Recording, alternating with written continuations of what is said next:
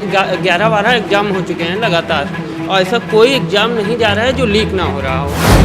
मेरी last vacancy अगर इसके बाद 1 साल भी लेट हुआ तो मैं इस एज पे आ गया हूँ कि लास्ट वैकेंसी। सर कौन सा विकास, मुझे तो कोई विकास नहीं दिख रहा है। 30% आबादी भारत की जो आज रोजगार को लेकर संघर्ष कर रही है। एक टाइम के खाने के लिए भी तरस जाते हैं, कभी कभी ऐसा हो जाता है। ये सरकार नहीं, ये छोटी सरकार है। बच्चों को गुमराह करते हैं और बच्चों के सामने एक नया संकट आके खड़ा होता है। सरकार का कोई भरोसा नहीं है। नमस्कार दोस्तों, मेरा नाम है सुमित मेहता और आप मुझे डेली न्यूज़ पर देख रहे हैं। लोकसभा चुनाव 2024 का शंखनाद हो चुका है, लेकिन यूथ जो है वो हमेशा की तरह आज भी परेशान है रोजगार को लेकर। इनके सवालों के जवाब सत्ता दल में बैठे नेता नहीं दे रहे हैं। यूथ के हजारों सवाल हैं, नौकरियां सही से निकल नहीं रही हैं, निकलते हैं तो पेपर लीक हो जाती है, तरह तरह के आरोप भ्रष्टाचार के भी लगते हैं नौकरी जब सरकारी निकलती है। और आज लोकसभा का जब शुरुआत होने वाली है और अगले 7 चरणों में देश में मतदान होना है और इससे पहले हम आ चुके हैं यूथ के बीच में और जानना चाहेंगे इस यूथ से कि आगामी लोकसभा चुनाव में वो किसे वोट देंगे और अगर उनके दरवाजे नेता आते हैं सत्ता दल से जुड़े या विपक्ष के नेता, तो अपने भविष्य को लेकर क्या यूथ जो है यहाँ पर मौजूदा वो सवाल करेगा कि नहीं करेगा। आइए इसी पर बात करते हैं। 2024 में जब आपके दरवाजे पहुँचेंगे पक्ष और विपक्ष के नेता, आप यूथ हैं, जॉब को लेकर पिछले काफ़ी समय से संघर्ष कर रहे होंगे, तो क्या सवाल करेंगे उन्हें अपने भविष्य को लेकर? क्यों नहीं करेंगे सवाल करेंगे। अब कि इस साल से क्या अब 11-12 एग्ज़ाम हो चुके हैं लगातार और ऐसा कोई एग्ज़ाम नहीं जा रहा है जो लीक ना हो रहा हो। लीक होता है, कैंसिल होता है, फिर दोबारा एग्ज़ाम होता है, फिर वही प्रोसेस होता रहता है कि हाँ पेपर बढ़ जाता है। बाहर मेहनत करने वाले छात्र हमेशा मेहनत ही करते रहते हैं, पैसे देने वाले लग जा रहे हैं। यही हो रहा। अभी देखो यूपीपी का पेपर लीक हुआ, आरओ जो पीसीएस कराती है, लोक सेवा आयोग कराता है, वो तक लीक हो गया। यहाँ तक कि मतलब क्या है, ये सरकार की नाकामियाँ ही हैं। ये छात्रों के साथ खिलवाड़ ही हो रहा है। ये बेचारे कहाँ से सब आते हैं, सब पढ़ते हैं और रूम लेके रहते हैं, दो मतलब एक टाइम के खाने के लिए भी तरस जाते हैं, कभी कभी ऐसा हो जाता है। पर क्या इनके लिए कोई कुछ कर नहीं रहा है। तो आगामी लोकसभा चुनाव जो होने वाले हैं, तो इसमें क्या छात्र क्या उन नेताओं को या उन सांसदों को अगर बात की जाए जो संसद में इस मुद्दे को नहीं उठाते हैं रोजगार के, ठीक है, और तमाम तरह की जो यूथ की जो परेशानी है उसको नहीं उठाते हैं, क्या उन्हें वोट करेगा कि नहीं करेगा? अब ये तो छात्रों को सोचना चाहिए, जो छात्रों के हित में सोचे उसे वोट करें। ऐसी मतलब ऐसे अपने नेता ऐसा चुन के ले आएँ जो हम लोगों के बारे में अब सोचे। हम लोगों के बारे में कोई सोच ही नहीं रहा। आप कहाँ से आए हैं, मतलब कहाँ, लखनऊ के हैं कि बाहर से? नहीं, मैं हरदोई का हूँ प्रॉपर। हरदोई से यहाँ पे हैं, यहीं पे रहते होंगे, यहीं पढ़ाई करते होंगे, तो पूरा काफ़ी लोड होगा आपके ऊपर। जी सर। तो घर वाले क्या किसानी करते हैं कि आप? हाँ, पापा फार्मर ही हैं। फार्मर हैं, उसके बावजूद आप यहाँ हैं लखनऊ में, पेपर लीक हो रहे हैं, तो घर वाले सवाल नहीं करते हैं कि छोड़ो सरकारी नौकरी आ जाओ? सवाल क्यों नहीं, बहुत सवाल करते हैं। वही यही 6 महीना मांग के रह रहा हूँ कि और 6 महीना कोशिश करके देख लेता हूँ। आप कहाँ से? मैं आजमगढ़ से हूँ।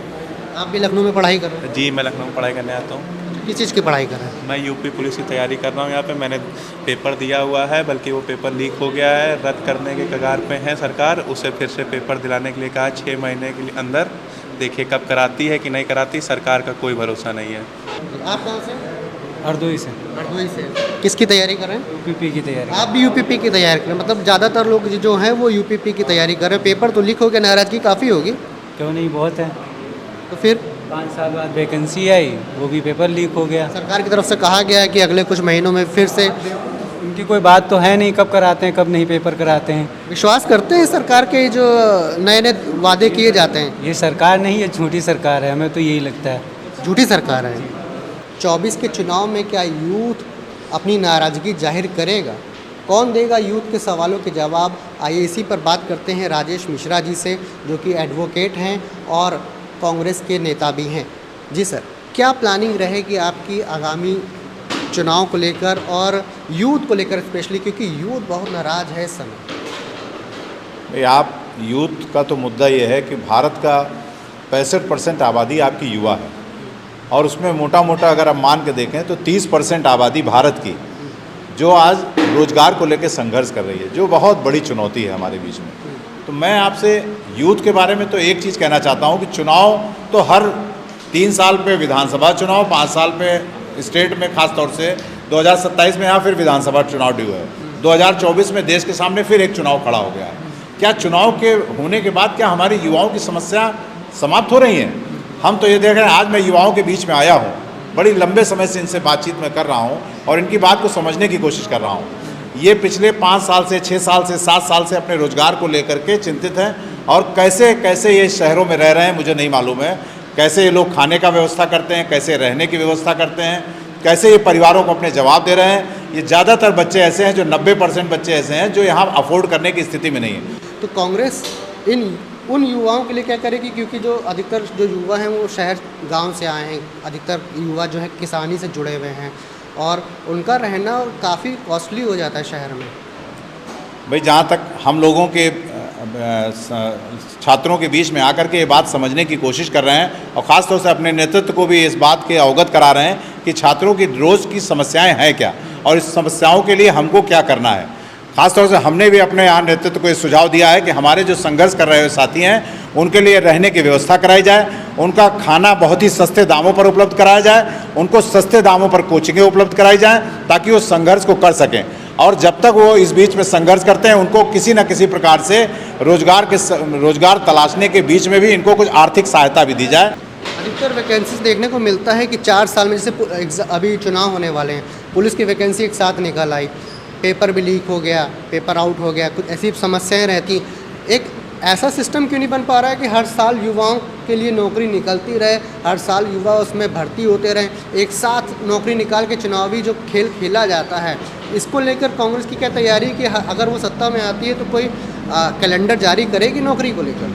नहीं, निश्चित तौर से ये आपका सुझाव भी मान करके हम चल रहे हैं और अपने नेताओं को और ख़ासतौर से अपने शीर्ष नेतृत्व को इस बात से अवगत भी कराएंगे। ये आपका सुझाव बिल्कुल सही है कि युवाओं के बीच में अचानक 2-3 साल 4 साल के अंदर जब एक खासी नौकरियाँ इकट्ठा हो जाती हैं, एक साथ लोग इसके बीच में करते हैं, तो उसी बीच में ये तमाम इस तरह का करप्शन का खेल होता है और उस आपाधापी में ही ये लोग पेपर लीक करते हैं, बच्चों को गुमराह करते हैं और बच्चों के सामने एक नया संकट आके खड़ा होता है। तो मैं निश्चित तौर से आपके सुझाव को पूरी तरह से ये सही मानता हूँ कि ये कम से कम 6-6 महीने के अंदर इस प्रकार के रोजगार के अवसरों का सृजन करना चाहिए और इसको हम लोग आने वाले समय में सरकारों से अनुरोध भी करेंगे कि इस बात को पूरी तरह से सरकारों में लागू किया जाए और ख़ासतौर से कांग्रेस की सरकार आती है तो।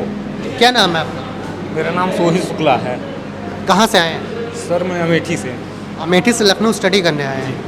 पिछले 5 साल में अमेठी में क्या बदला, क्योंकि राहुल जी तो अब सांसद हैं नहीं, अमेठी में ऐसा एजुकेशन सिस्टम अभी तक तैयार नहीं हुआ है कि आपको लखनऊ में आकर एजुकेशन लेनी पड़ रही है? सर अगर हुआ होता तो आप ये बताइए मैं यहाँ क्यों आता, आप बताइए। मतलब डबल इंजन की सरकार है, काफ़ी विकास हुआ है। सर कौन सा विकास? मुझे तो कोई विकास नहीं दिख रहा है। आपको विकास नहीं दिखता? सर सबसे बड़ा मुद्दा एक मुद्दा है युवाओं के लिए सर रोजगार सबसे बड़ा मुद्दा है सर, वो कहीं दिख नहीं रहा मुझे। सर बताइए आप, सर अगर ऐसे बेरोजगारी रहेगी तो सर युवा कहाँ जाएंगे, आप मुझे बताइए। नहीं, जो दावे किए जाते हैं कि अमेठी में काफ़ी विकास हुआ है, क्या एजुकेशन पे फोकस नहीं किया गया है अब तक कि यूथ को वहाँ के यहाँ आना पड़ रहा है लखनऊ में और आप यहीं पे स्टडी कर रहे हो, यहीं पे रहते हो? क्या करते हैं आपके पिताजी? सर किसान हैं। किसान हैं, तो यानी आप पे तो फिर आर्थिक काफ़ी बोझ बढ़ा गया होगा परिवार पे? बिल्कुल सर किसान हैं। सर अगर सारा सिस्टम अमेठी में होता सर हम यहाँ क्यों आते? पहली चीज़ सर, आज 3-4 साल से सर हम यहीं रह रहे हैं सर रोज़गार के लिए, सर पढ़ाई कर रहे हैं सर, यहाँ पे पेपर लीक हो रहा है, सारे पेपर लीक हो रहे हैं सर। ये क्या है? सरकार यही सर डबल इंजन की सरकार यही दिख रही है सर, मुझे और कुछ नहीं दिख रहा है। आप क्या कहेंगे, जैसे दावे किए जाते हैं ना कि डबल इंजन की सरकार है, चाहे वो मुख्यमंत्री हो, चाहे प्रधानमंत्री हो, चाहे कोई भी नेता हो पार्टी का, वो तो यही कह रहा है, लेकिन अमेठी से यहाँ एजुकेशन प्राप्त करने आ रहे हैं? नहीं, ये बिल्कुल, ये तो सारे जनपदों के लिए ये बड़ा दुखद है कि उन बच्चों को यहाँ आना पड़ रहा है, तो कहीं ना कहीं उन जनपदों के नेतृत्व की ये जिम्मेदारी होती है। ख़ास तौर से आप इस समय में जहाँ पर लोग ये कह रहे हैं कि आप डबल इंजन की सरकार चला रहे हैं, ऐसे में केंद्र में भी है और प्रदेश में भी है, तो ऐसे में तो हमारे युवाओं को पूरी तरह से सहूलियत मिलनी चाहिए। आज जो डाटा सिर्फ विज्ञापनों तक सीमित रह गया है, सोशल मीडिया तक सीमित रह गया है, टेलीविज़न तक सीमित रह गया है, लेकिन हकीकत में तो हमारे नौजवान साथी जिस तरह की समस्या झेल रहे हैं ये हमारे बीच में कह रहे हैं और हमें इसका दुख है और हम आज उनके बीच में इसीलिए आए भी हुए हैं कि इनकी बातों को सुनकर समझकर इनको किस तरह से हम लोग सहयोग कर सकते हैं, इनके करियर को सपोर्ट कर सकते हैं और इनको जनपदों से यहाँ आना न पड़े। और ये जिस प्रकार से अपने किसान परिवार को छोड़ करके इतने संकट में आर्थिक बोझ के साथ यहाँ रह रहे हैं, इनका क्या सहयोग कर सकते हैं हम लोग, पढ़ाई में क्या सहयोग कर सकते हैं, रहने में क्या सुविधाएं दे सकते हैं, इनकी कोचिंग में क्या सुविधाएं दे सकते हैं, खाने की क्या सुविधाएं उपलब्ध करा सकते हैं, तमाम इन विषयों पर इनके साथ हैं। जी आपका क्या नाम है? मेरा नाम शिवांग सिंह है। कहाँ से मैं हैं? निवासी प्रतापगढ़ का हूँ। प्रतापगढ़ से हैं। प्रतापगढ़ से यहाँ एजुकेशन प्राप्त कर रहे हैं, सरकारी नौकरी किसके लिए तैयारी? मैं अभी तो करंट यूपीएसआई यूपीपी की तैयारी कर रहा था, यूपी पुलिस करंट पेपर दिया है। तब हम लोग 2-2 साल से तैयारी कर रहे हैं, तो फिर जब तैयारी कर रहे हैं तो पेपर जब लीक हो जाता है तो फिर वो लगता है कि कोई चारा ही नहीं बचता उस चीज़ का। पेपर लीक एक बड़ी समस्या है। इसको लेकर राहुल गांधी ने भी कहा है कि इसको लेकर कानून बनाएंगे एक आने वाले समय में अगर वो सत्ता में आते हैं। क्या लगता है कि सख्त कानून बनना चाहिए? जी सर, ज़रूर बनना चाहिए। क्योंकि आप लोग कोई 2 साल से तैयारी कर रहा है, कोई 5 साल से कर रहा होगा, पेपर लीक हो गया, 6 महीने 8 महीने बाद फिर पेपर होगा, एक एज निकल जाए या कोई और समस्या हो जाए। जैसे अब हम लोग जनरल कैटेगरी में आते हैं, वैसे ही पहले से कम ही एज लिमिट होती है। अब हम लोग 2-2, 3-3 साल से वो वैकेंसी का इंतजार कर रहे हैं, वैकेंसी आती नहीं है। ये मेरी लास्ट वैकेंसी, अगर इसके बाद 1 साल भी लेट हुआ तो मैं इस एज पे आ गया हूँ कि लास्ट वैकेंसी जनरल 22-23 से ही एज रहती है। तो वही सब चीज़ रहती है कि सख्त कानून होना चाहिए। इस बार बड़ा वो था, पर सरकार से बड़ी निराश है हम लोग, सारा यूथ, हम ही नहीं सारे यूथ निराश हैं। युवाओं के हजारों लाखों सवाल हैं। बहुत से युवा इस समय हमें यूट्यूब पर या फिर फेसबुक पर भी देख रहे होंगे। आप भी अपने सवाल ज़रूर पूछिए अपने नेताओं से, जो कि आपके दरवाजे आगामी लोकसभा चुनाव में वोट मांगने आएंगे। इसके अलावा राजेश मिश्रा राजन जी ने दावा किया है और वादा किया है इन सभी छात्रों से कि वो उनके लगातार टच में रहेंगे। अगर उन्हें किसी तरह की कोई भी परेशानी होती है आने वाले समय में तो वो सीधे इनसे संपर्क कर सकते हैं। और उम्मीद जता रहा हूँ कि हो सके तो आने वाले समय में ऐसे ही यूथ, ऐसे ही नेताओं को चुने जो उनके बीच रहे, उनके सुख दुख का साथी रहे और एक कॉल पर वो नेता दौड़ते हुए उनके घर तक पहुँचे या उन युवाओं को मदद करने के लिए पहुँचे। उम्मीद करता हूँ कि आप भी आने वाले समय में ऐसे ही किसी नेता को वोट देकर विधानसभा में या फिर संसद में पहुंचाएंगे, जो आपकी आवाज़ बनकर वहां पहुंचे और गूंजे संसद में और सवाल कर सके सत्ता से। इसी के साथ इस वीडियो को यहीं पर ख़त्म करते हैं और अगर आपका भी कोई सवाल है तो कमेंट ज़रूर करिए। हो सकेगा तो आने वाले समय में अगर हम किसी सत्ता दल के नेता से बात करेंगे तो वो सवाल ज़रूर उनसे पूछेंगे। कमेंट ज़रूर करें वीडियो आपको कैसा लगा और अगर चैनल पर नए हैं तो चैनल को सब्सक्राइब ज़रूर करें। नमस्कार।